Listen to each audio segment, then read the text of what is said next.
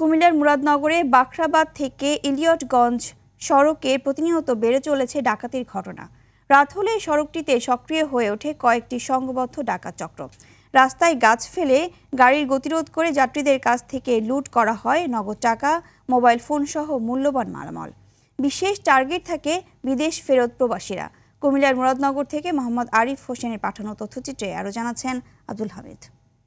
ফলের নির্যাস ও দুধের সমন্বয়ে পোলার টর্নেডো গ্রিন অ্যাপল আইসক্রিম। মন ভালো থাক।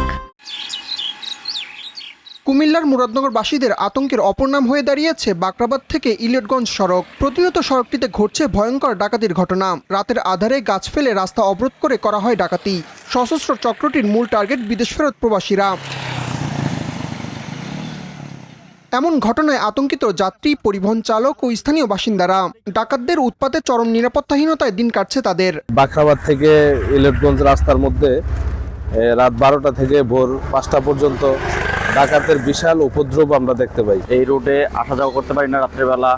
আমাদের জানমালের কোনো নিরাপত্তা নাই। আমরা রাত্রে 10টার পর হইলেই ডাকাতের হামলা শিকার হই। যদি আমাদের এই রাস্তাতে ক্যামেরা এবং কি লাইটিং এর ব্যবস্থা করে দেয় তাইলে আমরা সুন্দর মতো যাতায়াত করতে পারবো। সড়কে চলাচলকারী পরিবহন ও যাত্রীদের নিরাপত্তা নিশ্চিতে যথাযথ পদক্ষেপ গ্রহণের কথা জানিয়েছে মুরাদনগর থানা পুলিশ।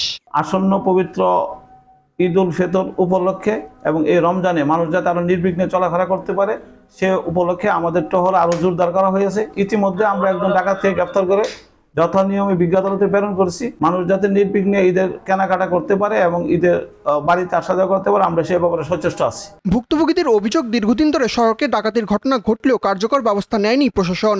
নিরাপত্তা ব্যবস্থা জোরদার করতে সড়কটিতে পুলিশের টহল কার্যক্রম বৃদ্ধি সহ অপরাধীদের শাস্তির আওতায় আনার দাবি জানিয়েছেন এলাকাবাসী। আব্দুল হামিদ, RTV।